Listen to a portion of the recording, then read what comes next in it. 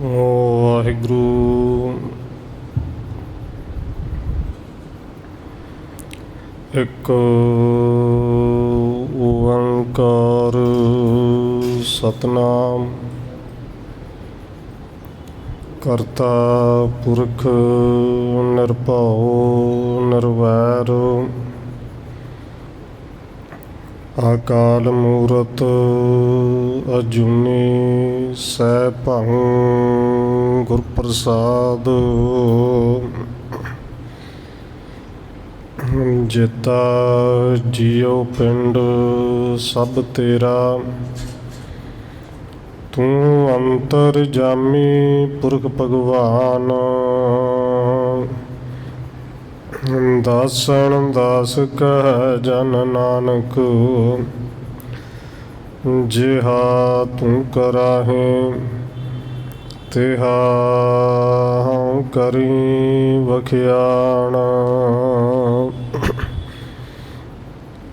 ਗੁਰ ਨਾਨਕ ਪਦ ਪੰਕਜ ਬੰਦਨ ਪਾਦ ਪੰਕਜ ਬੰਦਨਾ। ਸਿਮਰਾ ਅੰਗਦ ਦੁਖ ਨਿਕੰਦਨਾ। ਗੁਰ ਅਮਰਦਾਸ ਹਿਰਦੈ ਨਿਤ ਧਿਆਉ, ਹਿਰਦੈ ਨਿਤ ਧਿਆਉ। ਗੁਰ ਰਾਮਦਾਸ ਗੁਣ ਗਾਉ, ਗੁਰ ਅਰਜਨ ਬਿਘਨ ਕੇ ਨਾਸਕ, ਬਿਘਨ ਕੇ ਨਾਸਕ। ਗੁਰ ਹਰਿਗੋਬਿੰਦ ਸ਼ੁਭ ਸੁਮਤਿ ਪ੍ਰਕਾਸ਼ਕ। ਸ਼੍ਰੀ ਹਰਿ ਰਾਇ ਨਮੋ ਕਰ ਜੋਰੀ, ਨਮੋ ਕਰ ਜੋਰੀ। ਸ਼੍ਰੀ ਹਰਿ ਕ੍ਰਿਸ਼ਨ ਮਨਾਉ ਬਾਉਰੀ। ਗੁਰੂ ਤੇਗ ਬਹਾਦਰ ਪਰਮ ਕਿਰਪਾਲਾ ਜੀ, ਪਰਮ ਕਿਰਪਾਲਾ। ਗੁਰ ਗੋਬਿੰਦ ਸਿੰਘ ਬਿਸਾਲਾ, ਤਰੁ ਤਾਰਾ ਪਾਰ ਪੁਨ ਪੁਨ ਸੀਸਾ ਜੀ, ਪੁਨ ਪੁਨ ਸੀਸਾ। ਬੰਦੋ ਬਾਰ ਬਾਰ ਜਗਦੀਸ਼ਾ, ਤਰੁ ਤਾਰਾ ਪਾਰ ਪੁਨ ਪੁਨ ਸੀਸਾ ਜੀ, ਪੁਨ ਪੁਨ ਸੀਸਾ। ਬੰਦੋ ਬਾਰ ਬਾਰ ਜਗਦੀਸ਼ਾ।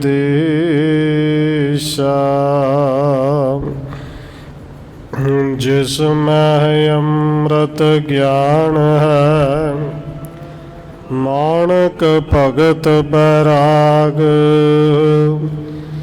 ਸ਼੍ਰੀ ਗੁਰੂ ਗ੍ਰੰਥ ਸਾਹਿਬ ਉਦਦ, ਬੰਦੋ ਕਰ ਅਨੁਰਾਗ। ਏਕ ਓੰਕਾਰਾ ਸਤਿਗੁਰੂ ਜਿਹ ਪ੍ਰਸਾਦ ਸਚ ਹੋਏ। ਵਾਹਿਗੁਰੂ ਜੀ ਕੀ ਫਤਿਹ ਹੈ, ਬਿਘਨ ਬਿਨਾਸਨ ਸੋਏ। ਏਕ ਓੰਕਾਰਾ ਸਤਿਗੁਰੂ ਜਿਹ ਪ੍ਰਸਾਦ ਸਚ ਹੋਏ। ਵਾਹਿਗੁਰੂ ਜੀ ਕੀ ਫਤਿਹ ਹੈ। बिघन विनाशन सोए। वाहिगुरु जी इत्यादिक बहु हृदय विचारै, होत न गुर आयस अनुसारै। धन बुद्ध बल ते चह गुरियाई, सर्वज्ञान ढिगते किम पाई।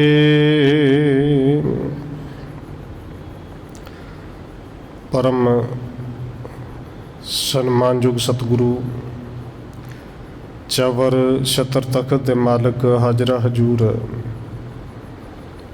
जाहरा जहूर शब्द गुरु, जुगों जोगा टल सतगुरु। धन श्री गुरु ग्रंथ साहिब महाराज सच्चे पातशाह जी की पावन पवित्र हजूरी अंदर जुड़ बैठे सतसंगी जनों, आप जी वड्डे भागां वाले हो जो सत्कारयोग धन माता राजकौर जी के पावन अस्थान गुरुद्वारा मंजी साहिब विखे शामां दे दीवाना दियां हाजरियां भर रहे हो। आओ रोजाना की तरह धन गुरु रामदास महाराज सच्चे पातशाह जी की चल रही लड़ीवार इतिहास कथा के नाल अगलेरी सांझ पाउण तो पहला असीस बख्शिश करो जी।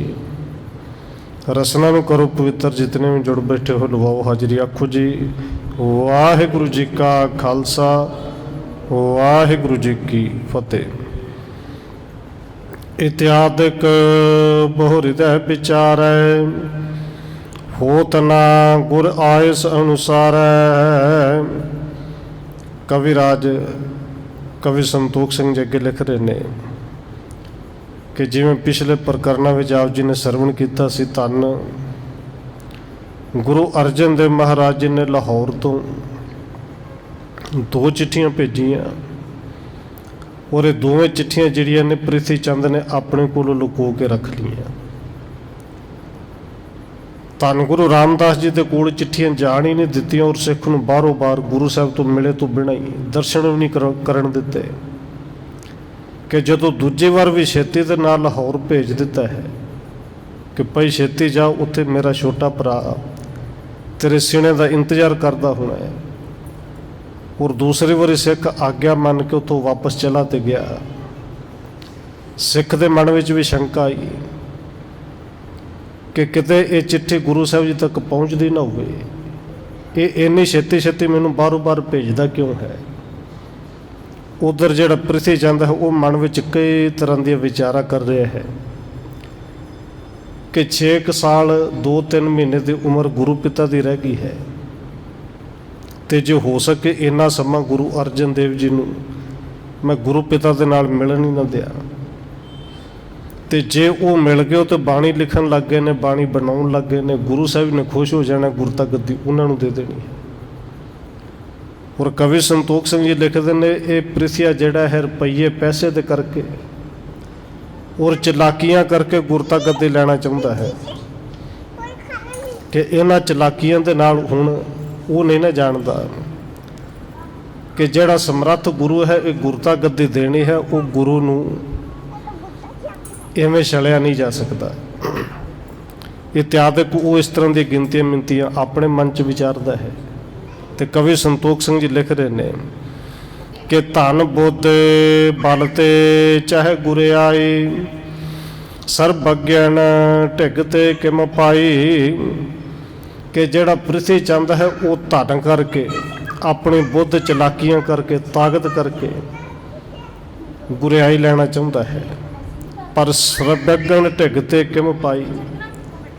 समर्थ गुरु तो यह दाता किवें मिलन। गयो सिख लवपुरी मंझारी, श्री अर्जन ढिग सगल उचारी।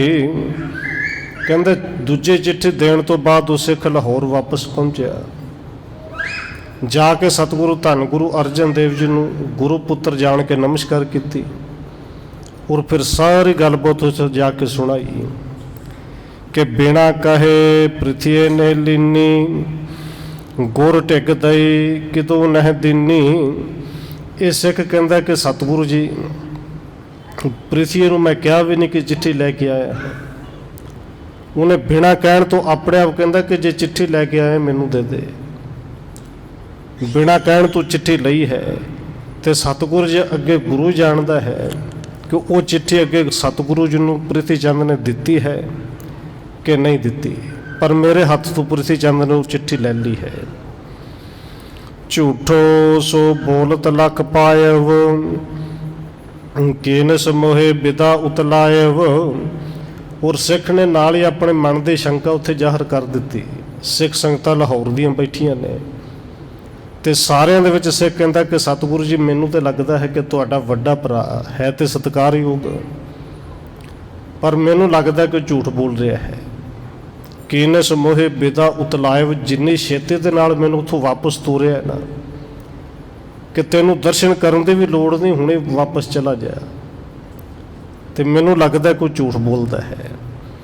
ਨਹਿ ਪੂਰਬ ਮੈਂ ਤਿਹ ਛਲ ਜਾਨਾ, ਅਬ ਕੇ ਮਤਸਰ ਸਹਿਤ ਪਛਾਨਾ। ਔਰ ਸਿੱਖ ਕਹਿੰਦਾ ਕਿ ਸਤਿਗੁਰੂ ਜੀ ਪਹਿਲੋਂ ਤੈਨੂੰ ਛਲ ਨੂੰ ਮੈਂ ਨਹੀਂ ਸੀ ਸਮਝ ਸਕਿਆ। ਪਹਿਲੋਂ ਤਾਂ ਲੱਗਿਆ ਸੀ ਕਿ ਸ਼ਾਇਦ ਕਿ ਠੀਕ ਹੈ ਚਿੱਠੀ ਨੇ ਪਹੁੰਚਾ ਦੇਣੀ, ਗੁਰੂ ਸਾਹਿਬ ਜੀ ਤੱਕ ਪਹੁੰਚਾ ਦਿੱਤੀ ਹੋਵੇਗੀ, ਪਰ ਇਸ ਵਾਰ ਮੈਂ ਪੱਕਾ ਪਹਿਚਾਣ ਕਰ ਲਈ ਕਿ ਉਹ ਛਲ ਕਰਦਾ ਹੈ, ਝੂਠ ਬੋਲਦਾ ਹੈ। ਆਪ ਜੀ ਦੀ ਚਿੱਠੀ ਉਹ ਗੁਰੂ ਸਾਹਿਬ ਨੂੰ ਦੇਣਾ ਹੀ ਨਹੀਂ ਚਾਹੁੰਦਾ। ਗੁਰ ਸੋ ਮਿਲਣ ਨਹੀਂ ਮੁਝ ਦਇਓ, ਤੂਰਨ ਕਰਕੇ ਭੇਜਣ ਕਹਿਓ। ਕਿਉਂਕਿ ਜਿਵੇਂ ਗੁਰੂ ਸਾਹਿਬ ਦੇ ਦਰਸ਼ਨ ਵੀ ਨਹੀਂ ਕਰਨ ਦਿੱਤੇ ਕਿ ਇੰਨੀ ਦੂਰੋਂ ਮੈਂ ਚੱਲ ਕੇ ਗਿਆ, ਘੱਟੋ ਘੱਟ ਹੋਰ 10-20 ਮਿੰਟ ਅੱਧੇ ਘੰਟੇ ਬਾਅਦ ਗੁਰੂ ਸਾਹਿਬ ਜੀ ਨੇ ਦਰਬਾਰ ਦੇ ਵਿੱਚ ਆਉਣਾ ਸੀ ਕਿ ਨਮਸਕਾਰ ਤੇ ਕਰ ਲੈਣ ਦਿੰਦਾ, ਪਰ ਉਹਨੇ ਤੇ ਜਿਵੇਂ ਧੱਕੇ ਮਾਰ ਕੇ ਕੱਢੀ ਦੇ ਨਾ, ਧੱਕੇ ਤੇ ਨਹੀਂ ਮਾਰੇ। ਭੇਜਿਆ ਤੇ ਬੜੇ ਪਿਆਰ ਨਾਲ ਹੈ, ਪਰ ਉਹ ਪਿਆਰ ਇਵੇਂ ਤੇ ਲੱਗਦਾ ਸੀ ਜਿਵੇਂ ਧੱਕੇ ਹੀ ਮਾਰਦਾ ਪਿਆ ਹੈ ਕਿ ਛੇਤੀ ਜਾ, ਚਲਾ ਜਾ। ਤਬ ਮੈਂ ਜਾਣਿਓ ਕਪਟ ਕਰਨ ਤਾ, ਚੱਲਿਓ ਨਾ ਬਸ ਮੈਂ ਆਏ ਤੁਰੰਤਾ। ਤੇ ਸਤਿਗੁਰੂ ਜੀ ਉਦੋਂ ਪ੍ਰਿਥੀ ਚੰਦ ਦਾ ਮੈਂ ਕਪਟ ਜਾਣਿਆ ਹੈ, ਪਰ ਮੇਰਾ ਵਸ ਵੀ ਕੀ ਚੱਲਣਾ ਸੀ। ਗੁਰੂ ਪੁੱਤਰ ਹੈ, ਵੱਡਾ ਹੈ ਪ੍ਰਿਥੀ ਚੰਦ, ਉਸ ਸਾਰੇ ਡਰਦੇ ਨੇ। ਮੈਂ ਤਾਂ ਉੱਥੋਂ ਪ੍ਰਸਿੱਧੀ ਨਾਲ ਵਾਪਸ ਆ ਗਿਆ। ਸਭ ਸੰਗਤ ਜੋ ਤੂੰ ਸੁਣਿਓ ਬਿਰਤੰਤ, ਜਾਣਿਓ ਪ੍ਰਿਥਿਆ ਛਲੀ ਛਲੰਤ।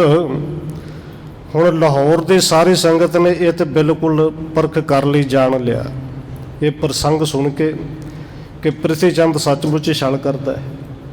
ਉਹ ਸੱਚਮੁੱਚ ਚਿੱਠੀਆਂ ਅੱਗੇ ਉਹਨੇ ਪਹੁੰਚਾਈਆਂ ਹੀ ਨਹੀਂ। ਨਿਸ਼ਚੈ ਸ੍ਰੀ ਅਰਜਨ ਉਰ ਜਾਨਾ, ਕਰੇ ਸ਼ਰੀਕ ਪਨੋ ਛਲ ਛਾਨਾ। ਔਰ ਇਹ ਗੱਲ ਗੁਰੂ ਅਰਜਨ ਦੇਵ ਸੱਚੇ ਪਾਤਸ਼ਾਹ ਜੀ ਵੀ ਚੰਗੀ ਤਰ੍ਹਾਂ ਜਾਣਦੇ ਨੇ ਕਿ ਭਾਵੇਂ ਭਰਾ ਹੀ ਹੈ, ਪਰ ਭਰਾ ਨੇ ਸ਼ਰੀਕਾਂ ਵਾਲੀ ਗੱਲ ਤੇ ਕਰਨੀ ਹੋਈ ਹੈ, ਕਿਉਂਕਿ ਸੰਸਾਰੀ ਹੈ। ਔਰ ਸ਼ਰੀਕ ਇੱਕ ਜਾਣ ਕੇ ਕੇਵਲ ਛਲ ਕਰ ਰਿਹਾ ਹੈ। ਬਹੁਰ ਤ੍ਰਿਤੀ ਪਦ ਸ਼ਬਦ ਬਣਾਇਵ, ਮਿਲਣ ਪਿਆਸ ਕੋ ਅਧਿਕ ਜਨਾਇਵ। ਕਹਿੰਦੇ ਕੁਝ ਦਿਨ ਪਾ ਕੇ ਸਤਿਗੁਰੂ ਧੰਨ ਗੁਰੂ ਅਰਜਨ ਦੇਵ ਜੀ ਨੇ ਉਸੇ ਸਲੋਕ ਦਾ, ਉਸੇ ਸ਼ਬਦ ਦਾ ਫਿਰ ਅਗਲਾ ਪਦਾ ਜਿਹੜਾ ਉਹ ਬਣਾਇਆ, ਉਚਾਰਨ ਕੀਤਾ। ਉਸ ਪਦੇ ਨੂੰ ਕਾਗਜ਼ ਉੱਤੇ ਫਿਰ ਲਿਖ ਦਿੱਤਾ। ਪੂਰੇ ਤੀਜਾ ਪਦਾ ਲਿਖ ਕੇ, ਕਿਉਂਕਿ ਗੁਰੂ ਸਾਹਿਬ ਜੀ ਨੇ ਬਾਣੀ ਦੀ ਬੰਤਰ ਸਾਰੀ ਇਸੇ ਤਰ੍ਹਾਂ ਦੀ ਬਣਾਈ ਹੈ, ਕੱਲਾ ਇੱਕ ਸ਼ਬਦ ਨਹੀਂ। ਮੰਨ ਲਓ ਗੁਰੂ ਸਾਹਿਬ ਦੇ ਸ਼ਬਦ ਚੱਲਦੇ ਨੇ ਰਾਗ ਸੋਰਠ ਮਹੱਲਾ ਪੰਜਵਾਂ, 2 ਪਦੇ। ਹੁਣ ਇਹ 2 ਪਦਿਆਂ ਵਾਲੇ ਜਿੰਨੇ ਸ਼ਬਦ ਚੱਲਣਗੇ ਨਾ, ਇਹਨਾਂ ਦੀ ਗਿਣਤੀ ਨਾਲ ਦੀ ਨਾਲ ਆਵੇਗੀ ਕਿ ਜੇ 2 ਪਦਿਆਂ ਵਾਲਾ 2 ਪਦਿਆਂ ਤੋਂ ਬਾਅਦ 2 ਡੰਡੀਆਂ, ਫਿਰ ਅੱਗੇ ਇੱਕ ਸ਼ਬਦ ਹੋ ਗਿਆ, 5 ਸ਼ਬਦ ਹੋ ਗਏ। ਜੇ ਅੱਗੇ ਸਤਿਗੁਰੂ ਧੰਨ ਗੁਰੂ ਰਾਮਦਾਸ ਜੀ ਦੇ ਸ਼ਬਦ ਚੱਲੇ ਤੇ ਗਿਣਤੀ ਫਿਰ ਉਵੇਂ ਰਹੇਗੀ। ਪਹਿਲੋਂ 5 ਆਏਗਾ ਕਿ 5 ਸ਼ਬਦ ਗੁਰੂ ਅਰਜਨ ਦੇਵ ਜੀ ਦੇ, ਫਿਰ ਅੱਗੇ 1 ਆਏਗਾ ਕਿ 1 ਸ਼ਬਦ ਗੁਰੂ ਰਾਮਦਾਸ ਜੀ ਦਾ।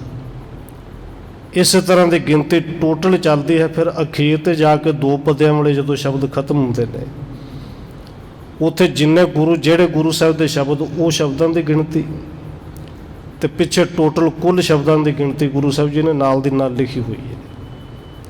ਪਰ ਹੁਣ ਪ੍ਰਿਥੀ ਨੂੰ ਇਸ ਗੱਲ ਦਾ ਕੀ ਪਤਾ, ਉਹ ਕੀ ਜਾਣੇ। ਤੀਜਾ ਪਦਾ ਉਚਾਰਨ ਕੀਤਾ ਔਰ ਸੁਭਾਵਕ ਸੀ ਗੁਰੂ ਸਾਹਿਬ ਨੇ 3 ਪਦੇ ਲਿਖਣ ਤੋਂ ਬਾਅਦ ਅਖੀਰ ਤੇ 3 ਪਾਉਣਾ ਹੀ ਸੀ, ਪਿੱਛੇ 3 ਵੀ ਪਾਇਆ। ਕਾਗਜ਼ ਲਿਆ, ਲਿਖ ਕਾਗਜ਼ ਪਰ ਇਕੱਠੋ ਕੀਨ, ਲਿਖੋ ਇਹਾਂ ਸੋ ਪਾਠ ਪ੍ਰਬੀਨ। ਕਹਿੰਦੇ ਉਹ ਸਤਿਗੁਰੂ ਜੀ ਨੇ ਕਾਗਜ਼ ਤੇ ਲਿਖਿਆ, ਕਾਗਜ਼ ਨੂੰ ਇਕੱਠਾ ਕੀਤਾ, ਸਤਿਕਾਰ ਦੇ ਨਾਲ ਲਪੇਟਿਆ। ਔਰ ਕਵੀ ਸੰਤੋਖ ਸਿੰਘ ਜੀ ਲਿਖਦੇ ਨੇ ਜੋ ਕੁਛ ਕਾਗਜ਼ ਤੇ ਲਿਖਿਆ ਸੀ ਉਹ ਸਤਿਗੁਰੂ ਜੀ ਦੀ ਪ੍ਰਬੀਨ ਤੇ ਆਤਮ ਗਿਆਨ ਦੇਣ ਵਾਲੀ ਬਾਣੀ ਮੈਂ ਇੱਥੇ ਦਰਜ ਕਰ ਰਿਹਾ ਹਾਂ। ਸ੍ਰੀ ਮੁਖ ਵਾਕ ਇੱਕ ਘੜੀ ਨਾ ਮਿਲਤੇ ਤਾਂ ਕਲ ਜੁਗ ਹੋਤਾ, ਹੁਣ ਕਦ ਮਿਲਿਆ ਪ੍ਰਿਆ ਤੁਧ ਭਗਵੰਤਾ।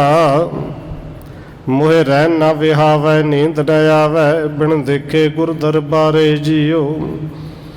ਹਉ ਘੋਲੀ ਜੀਓ ਘੋਲ ਕਮਾਈ, ਤਿਸ ਸੱਚੇ ਗੁਰ ਦਰਬਾਰੇ ਜੀਓ। ਹੁਣ ਇਹ ਤੀਜਾ ਪਦਾ ਉਚਾਰਨ ਕੀਤਾ ਕਿ ਸਤਿਗੁਰੂ ਜੀ ਹੁਣ ਇੱਕ ਘੜੀ ਵੀ ਜੇ ਦਰਸ਼ਨ ਨਹੀਂ ਹੁੰਦੇ ਤੇ ਇਵੇਂ ਲੱਗਦਾ ਕਿ ਜਿਵੇਂ ਕਲਯੁਗ ਆ ਗਿਆ ਹੈ। ਹੁਣ ਕਿਰਪਾ ਕਰੋ ਪਰ ਪਿਆਰੇ ਰੱਬ ਜੀ, ਸਤਿਗੁਰੂ ਜੀ ਕਦੋਂ ਦਰਸ਼ਨ ਦਿਓਗੇ, ਕਦੋਂ ਮਿਲੋਗੇ? ਕਿਉਂਕਿ ਹੁਣ ਤੇ ਰਾਤ ਵੀ ਬਤੀਤ ਨਹੀਂ ਹੁੰਦੀ, ਹੁਣ ਤੇ ਅੱਖਾਂ ਦੇ ਵਿੱਚ ਨੀਂਦ ਵੀ ਨਹੀਂ ਆਉਂਦੀ। ਬਿਨਾਂ ਗੁਰੂ ਦੇ ਦਰਬਾਰ ਦੇ ਦਰਸ਼ਨ ਕਰਿਆ ਰਾਤ ਹੀ ਲੱਗਦੀ ਕਿ ਕਈ ਯੁੱਗਾਂ ਦੀ ਹੋ ਗਈ ਹੈ। ਦਰਸ਼ਨ ਕਰੇ ਤੋਂ ਬਿਨਾਂ ਨੀਂਦ ਆਉਣੀ ਨਹੀਂ।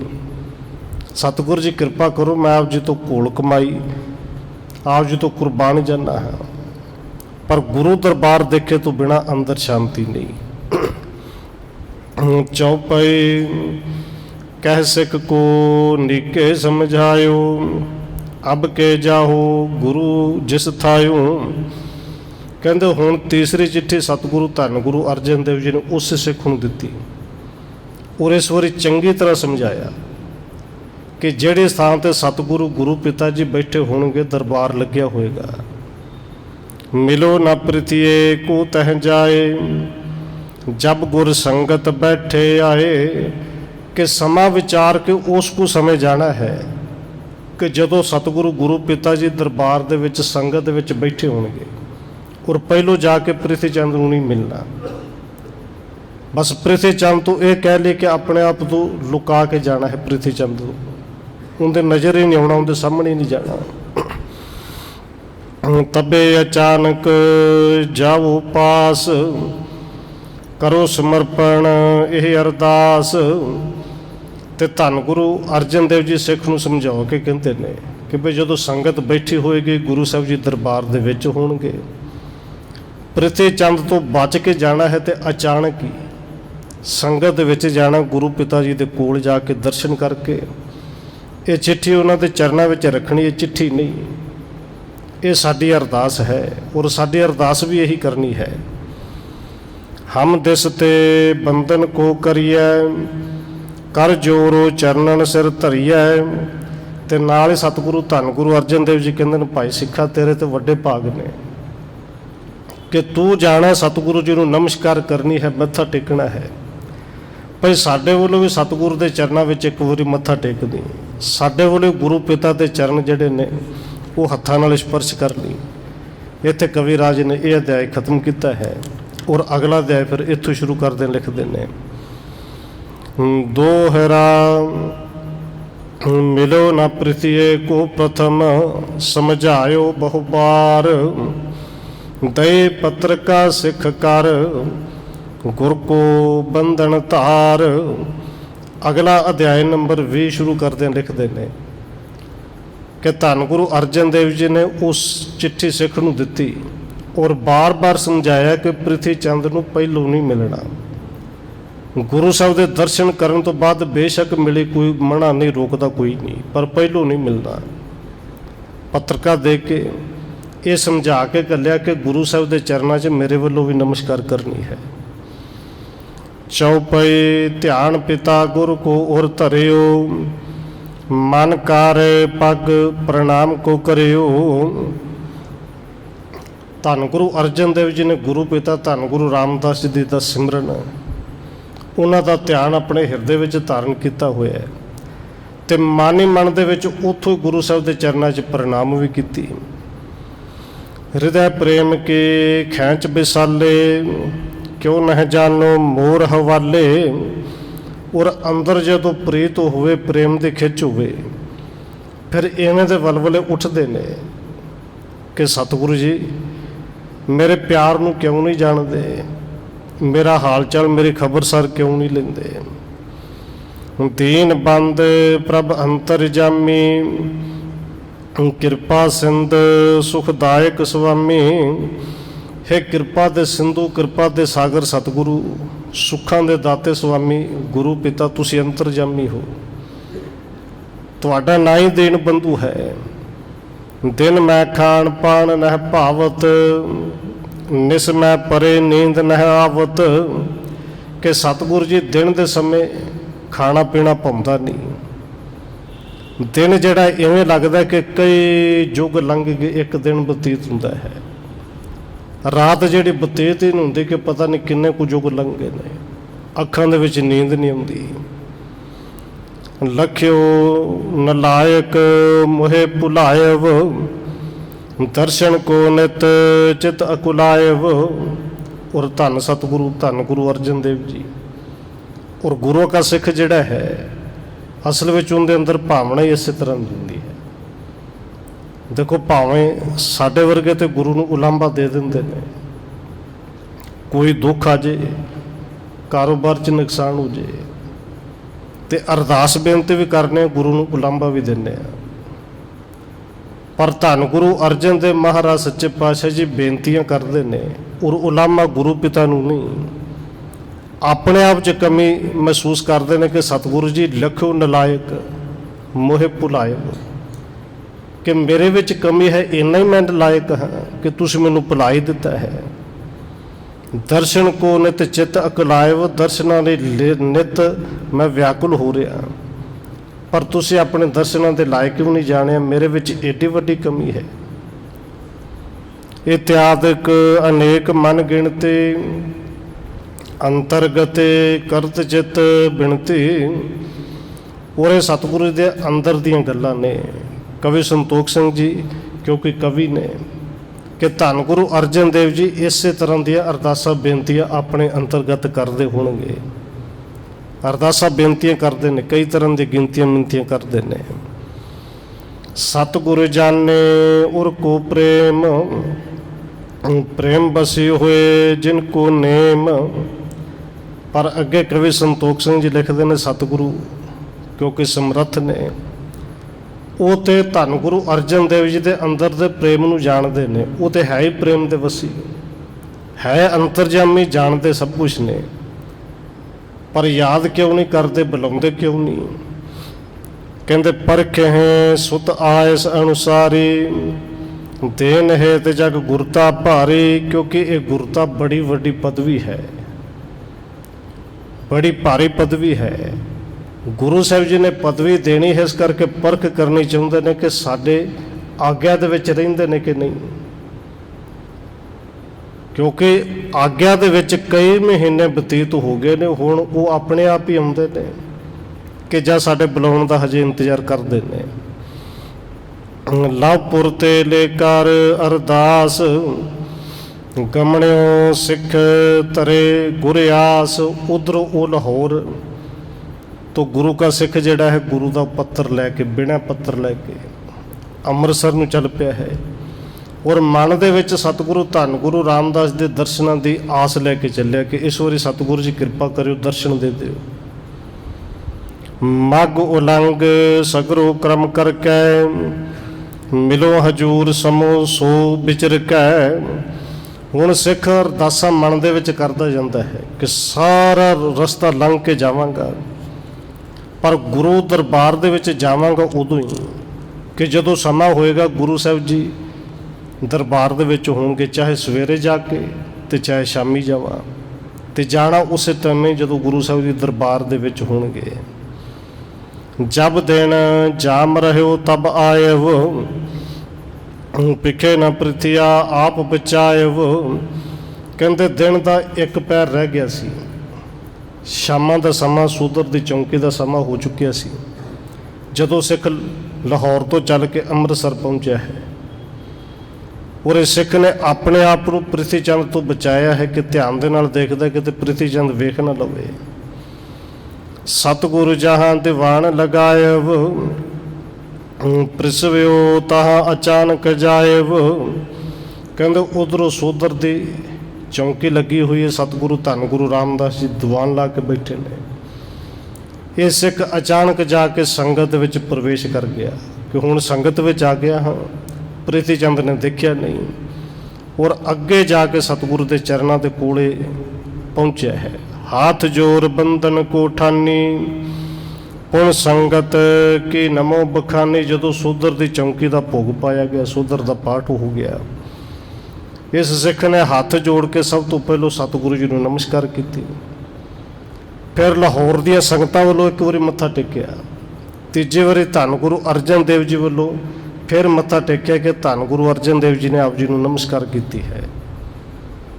कर पार धर अरदास अगारी श्री अर्जन के अर्ज उचारी। तो वो जी अरदास बेनती बिना पत्तर लैके आया सी सिख ने दोवें हाथ जोड़े, हाथ के उत्ते चिट्ठी रखी, बिना पत्तर अगे करके सतगुरु के चरणों के विच गुरु अर्जन देव जी की वो अर्ज गुजारी, अरदास की कि ये आप जी के पुत्र की अरदास है जो इस कागज में लिखी हुई है। सुन श्री रामदास ने लीनस खोल पत्र का देखन की नस। ये सुन के सतगुरु धन गुरु रामदास जी ने वो पत्रिका अपने हाथ में लई, खोलिया और धन गुरु रामदास जी ने आप वो चिट्ठी पढ़ी। महद प्रेम ते दर्शन चाहू नहीं शांत निसबासर माहू। क्योंकि चिट्ठी दे विच प्रेम ही बड़ा सी। चिट्ठी दे विच जदों लिखिया पढ़िया कि एक घड़ी ना मिलते ता कलयुग होता, हुण कद मिलिया प्रिय तुद भगवंता। मोहे रैन ना विहावे नींद न आवे, बिन देखे गुर दरबारे जीओ। कि इहदे च इन्ना प्रेम भरिया है चिट्ठी दे विच। प्रेम महाते व्याकुल होवा हमरे बिरहतार सुत जोवा। कि धन गुरु रामदास जी नाले पढ़ते ने ते नाले विचार करते हैं साडे प्रेम दे विच अर्जन देव जी इन्ने व्याकुल हुए ने, वो हर वेले दर्शन करना चाहते हैं, विछोड़े तो आतुर हो चुके ने। जान दशा लोचन भरे आए रिको कंठ न बोलियो जाए। और देखो ये प्रेम फिर एक पासे नहीं, ये प्रेम केवल पुत्र दे नाल नहीं, एक पुत्र दा प्यो दे नाल नहीं, ये प्रेम एक सिख दा गुरु दे नाल है और सिख दा गुरु दा अपने सिख दे अपने पुत्र नाल है। धन गुरु रामदास जी कहते इन्ने प्रेम दे ये बचन पढ़ के बोल पढ़ के उन्होंने वेखा भर रही, गला भर आया, अखां दे विच पानी आ गया। और सतगुरु धन गुरु रामदास जी उन्होंने नेत्र जिहड़े ने हर वेले वो नामे रहिंदे सन, उन्हां विच जल भरे रहिंदा सी। तो वो जल प्रेम दा सी। ये जिहड़ा प्रेम दा जल है वो अखां दे विचों नेत्रां दे विचों छलक आया। पुत्रन बिकै टेक इन राखी रह आयस मह दर्शन कांखी। धन गुरु रामदास सच्चे पातशाह जी मन ही मन विच विचारा करते हैं कि तिन्ना पुत्रां विचों इन्हां ने साडी टेक रखी है। रह आयस मह दर्शन कांखी, साडे आग्या दे विच रहे ने, दर्शन करना चाहुंदे ने, व्याकुल होए ने, पर साडा हुक्म सी इस करके हुक्म नूं मोड़िया नहीं, चल के नहीं आए। तुकै शब्द के रुचन बनाए बाणी रचे नरणगत ताई। और इस करके सतगुरु के नेत्रां दे विच वो जल सी कि ये जिहड़ी सोहणियां तुका बना के उचारण कीतियां ने, ये बड़ी सोहनी बाणी है। तो ये बाणी वो है जिहड़ी धुर की बाणी है, क्योंकि धुर तो ही आई है, ये अंदरों ही आई है। ये नरणगत दाई लोकां लई मनुखता लई ये गतदाई होएगी, उन्हां दा कल्याण करन वाली होएगी। हमरे आग्या बंधन माही रहे उस स्थित मेटी जिस नाही। जेड़े अर्जन देव जी साडी आग्या दे विच अपने आप नूं एक तरह बंधन दे विच बन के बैठे ने, कि साडी आग्या का उलंघन नहीं किया, साडी आग्या नहीं मिटी, पर उन्होंने नींद कोई नहीं आती, रात बतीत नहीं होंदी, खाना पीना चंगा नहीं लगता, फिर भी चल के नहीं आए। प्रेम विख्या बिहबल हुए रहे, अत प्रसन्न मन बच तब कहे कि अर्जन देव जी प्रेम दे विच इन्ने बहबल हुए, इन्ने व्याकुल हुए ने। कहते उदों सतगुरु धन गुरु रामदास जी ने फिर प्रसन्न होकर बचन कहे। बाबा बुढ़ा जी कोल बैठे सन। देखो भाई वृद्ध सुत अर्जन, प्रेम विख्या लिख अपनी अर्जन।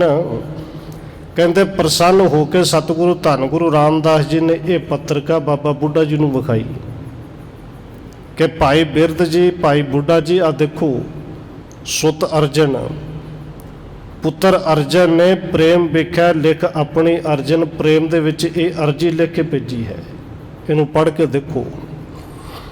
पठे इहा सो पठे बनाए, तुका शब्द के सुंदर पाए। पत्रिका चिट्ठी ते लिखी लिखी प्रेम दे विच। ते भाई बुढ़ा जी देखो किन्नी सोहनी बाणी बना के लिखी है, किन्नियां सोहनियां तुका जिहड़ियां ने वो रला के लिखियां ने। हुण बाबा बूढ़ा साहिब जी ने ये चिट्ठी पढ़ी, ते चिट्ठी पढ़ के सतगुरु धन गुरु अर्जन देव जी दी बाबा बूढ़ा साहिब जी ने सिफत भी की। कहते चिर होयो लवपुरी पठायो, लए ना हम सुध चित अकुलायो। धन गुरु रामदास जी कहते ने भाई बुढ़ा जी, क्योंकि समा भी बड़ा हो गया है, असी लाहौर भेजा से पर असी उनके अपने पुत्र की सुध ही नहीं लई, वो व्याकुल हो गए ने। तब तह तुमरो पहुँचन बनाए, आनो तिन्हे प्रेम मन सनै।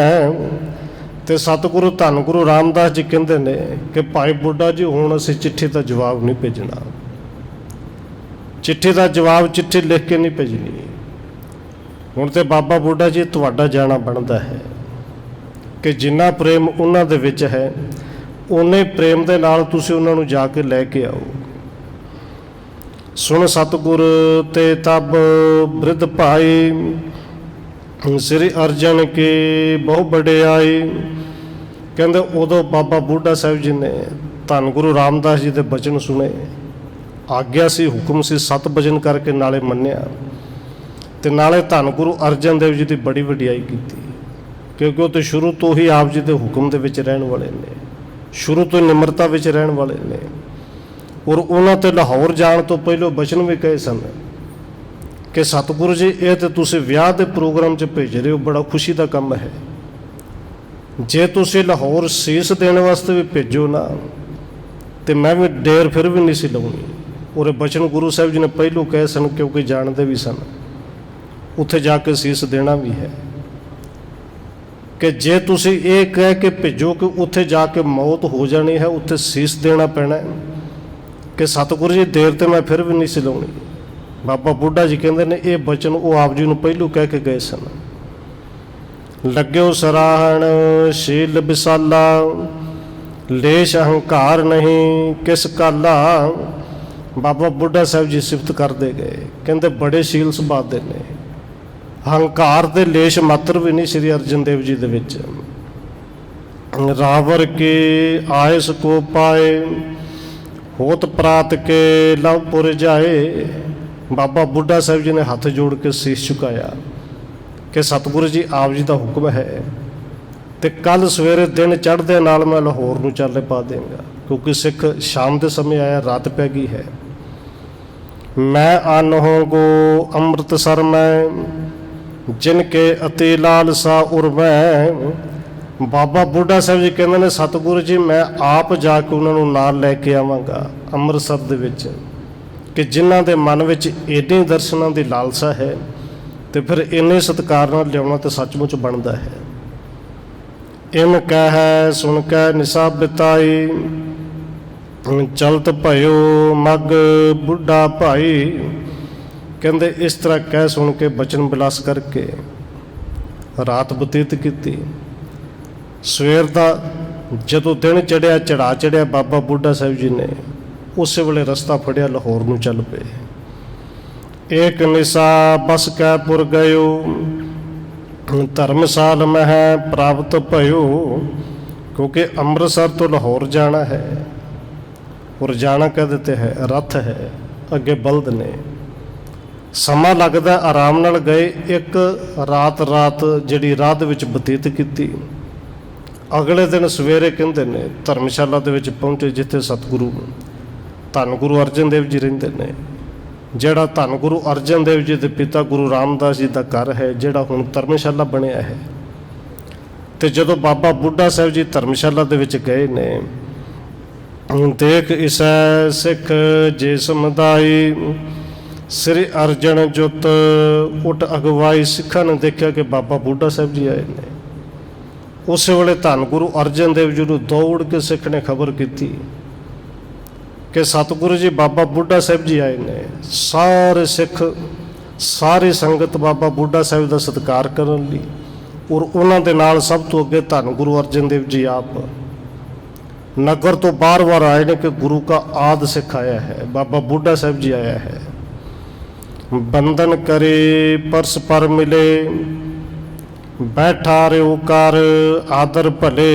ਕਿਉਂਕਿ ਬਾਬਾ ਬੁੱਢਾ ਸਾਹਿਬ ਜੀ ਉਮਰ ਦੇ ਵਿੱਚ ਵੀ 95 ਸਾਲ ਦੇ ਕਰੀਬ ਹੈ, ਔਰ ਸਤਿਗੁਰੂ ਧੰਨ ਗੁਰੂ ਨਾਨਕ ਸਾਹਿਬ ਦੇ ਸਮੇਂ ਤੋਂ ਸਿੱਖ ਨੇ। ਔਰ ਧੰਨ ਗੁਰੂ ਅਰਜਨ ਦੇਵ ਜੀ ਹਜੇ ਗੁਰੂ ਨਹੀਂ ਬਣੇ, ਆਪਣੇ ਆਪ ਨੂੰ ਸਿੱਖ ਜਾਣਦੇ ਨੇ। ਬਾਬਾ ਬੁੱਢਾ ਸਾਹਿਬ ਜੀ ਨੂੰ ਵੱਡੀ ਥਾਂ ਤੇ ਜਾਣ ਕੇ ਧੰਨ ਗੁਰੂ ਅਰਜਨ ਦੇਵ ਜੀ ਨੇ ਬਾਬਾ ਬੁੱਢਾ ਸਾਹਿਬ ਦੇ ਚਰਨਾਂ 'ਚ ਨਮਸਕਾਰ ਕੀਤੀ। ਔਰ ਬਾਬਾ ਬੁੱਢਾ ਸਾਹਿਬ ਜੀ ਨੇ ਗੁਰੂ ਪੁੱਤਰ ਜਾ ਕੇ ਗੁਰੂ ਅਰਜਨ ਦੇਵ ਜੀ ਨੂੰ ਨਮਸਕਾਰ ਕੀਤੀ। ਜਦੋਂ ਕੁੱਟ ਕੇ ਗਲ ਦੇ ਨਾਲ ਲਾਇਆ, ਬੜੇ ਸਤਿਕਾਰ ਦੇ ਨਾਲ ਧੰਨ ਗੁਰੂ ਅਰਜਨ ਦੇਵ ਜੀ ਬਿਠਾਉਂਦੇ ਨੇ। ਔਰ ਨਾਲੇ ਜਿਹੜੇ ਗਦਾਗਦ ਇੰਨੇ ਹੋ ਗਏ ਕਿ ਗਲੇ ਦੇ ਵਿੱਚੋਂ ਆਵਾਜ਼ ਨਹੀਂ ਨਿਕਲਦੀ, ਅੱਖਾਂ ਦੇ ਵਿੱਚੋਂ ਪਾਣੀ ਨਹੀਂ ਰੁਕਦਾ। ਪ੍ਰੇਮ ਦੇ ਵਿੱਚ ਆ ਕੇ ਗਲ ਦੇ ਨਾਲ ਮਿਲਦੇ ਨੇ, ਇੱਕ ਦੂਜੇ ਨੂੰ ਸੁੱਖ ਸੰਦ ਪੁੱਛਦੇ ਨੇ। ਅੱਗੇ ਜਿਵੇਂ ਦੇ ਬਚਨ ਬਲਾਸ ਹੋਣਗੇ ਉਹ ਆਪਾਂ ਕੱਲ੍ਹ ਵਿਚਾਰਾਂਗੇ। ਸਮੇਂ ਦੇ ਮੁਤਾਬਕ ਕਿਤਨੀ ਬੇਨਤੀ ਪ੍ਰਵਾਨ ਕਰਨੀ ਹੈ ਜੀ। ਹੋਈਆਂ ਭੁੱਲਾਂ ਦੀ ਖਿਮਾ। ਆਓ 1-2 ਮਿੰਟ ਹੋਰ ਰਸਨਾ ਦੇ ਨਾਲ ਹਾਜ਼ਰੀ ਲਵਾਈਏ, ਫਿਰ ਸਮਾਪਤੀ ਹੈ ਜੀ। ਵਾਹਿਗੁਰੂ ਵਾਹਿਗੁਰੂ ਵਾਹਿਗੁਰੂ ਵਾਹਿਗੁਰੂ।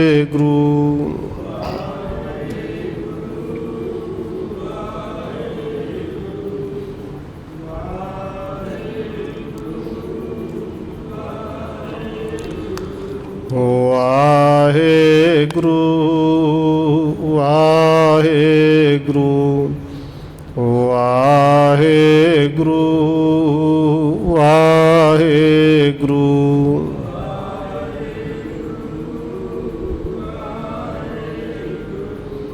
ਵਾਹਿਗੁਰੂ